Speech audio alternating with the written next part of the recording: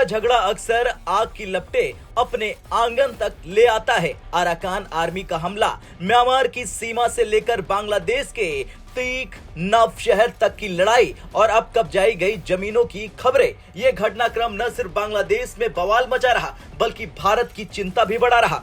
आखिरकार ये मामला इतना गंभीर क्यों है और इसके पीछे का बड़ा खेल क्या है, चलिए जानते हैं। दरअसल 4 दिन पहले अराकान आर्मी ने बयान दिया कि बांग्लादेशी जिहाद समूह हिंदू और बौद्ध लोगों पर अत्याचार कर रहे हैं। इसके अगले ही दिन खबर आती है कि अराकान आर्मी ने म्यांमार की सेना को मात देकर बांग्लादेश म्यांमार बॉर्डर पर कब्जा कर लिया। फिर यह खबर आई कि अराकान आर्मी ने बांग्लादेश के एक शहर के आसपास हमला कर उसके आसपास के इलाकों पर कब्जा कर लिया। अब तक बांग्लादेशी सरकार की ओर से कोई आधिकारिक बयान नहीं आया और न ही इससे इनकार किया। लेकिन सवाल ये उठता है कि क्या बांग्लादेश अपने आसपास की जमीन सच में खो चुका है? दरअसल ये वही इलाका है जहां कुछ साल पहले अराकान आर्मी ने रोहिंग्या मुसलमानों पर हमले किए थे। रोहिंग्या बड़ी संख्या में भागकर बांग्लादेश पहुंचे और तीकनाफ और आसपास के इलाकों में शरण ले ली। अब खबर आ रही कि अराकान आर्मी ने एक बार फिर हमला करके इन इलाकों पर कब्जा कर लिया और रोहिंग्या मुसलमानों को फिर से खदेड़ दिया है।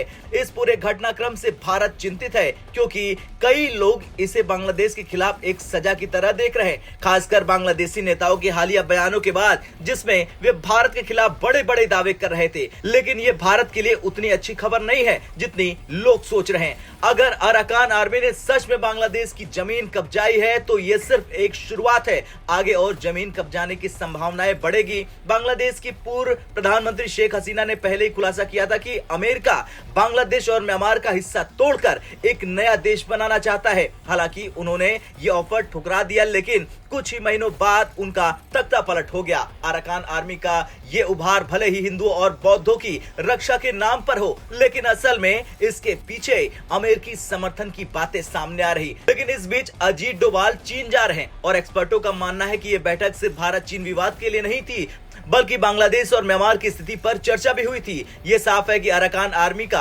असली मकसद है म्यांमार के रखाइन राज्य को तोड़ना, बांग्लादेश के कुछ हिस्से पर कब्जा करना, दोनों को मिलाकर एक नया मुल्क बनाना। लेकिन क्यों? क्योंकि ये अमेरिका की रणनीति का हिस्सा है या फिर चीन को घेरने का। अब भले ही ये चीन के लिए भी अभी खतरनाक है, लेकिन लॉन्ग टर्म में भारत के लिए भी ये बड़ी समस्या बन सकती है। अगर अमेरिका का ये प्लान सफल होता है तो ये नया देश भारत के लिए भी मुसीबत बनेगा। इस संकट के समय भारत की विदेश नीति स्पष्ट है कि राष्ट्रीय हित सबसे ऊपर। भारत किसी भी देश से हाथ मिला सकता है, चीन, अमेरिका या रूस, अगर उससे भारत को फायदा होता है। लेकिन इसका मतलब ये नहीं है कि भारत अतीत को भूल जाएगा। अराकान आर्मी का ये हमला बांग्लादेश के लिए संकट तो है ही, लेकिन भारत के लिए भी एक बड़ी चेतावनी है। अमेरिका और चीन की इस जियोपॉलिटिकल लड़ाई में भारत को हर कदम संभल कर रखना होगा। खैर, पड़ोसी का ये झगड़ा भारत के लिए आने वाले समय में एक बड़ा सिरदर्द बन सकता है। अब क्या ये अंतर्राष्ट्रीय राजनीति का सिर्फ एक और मोहरा है या फिर इस क्षेत्र के लिए एक बड़ा बदलाव? अपनी राय क्या है हमें कमेंट कर जरूर बताएं। ब्यूरो रिपोर्ट, भारत तक।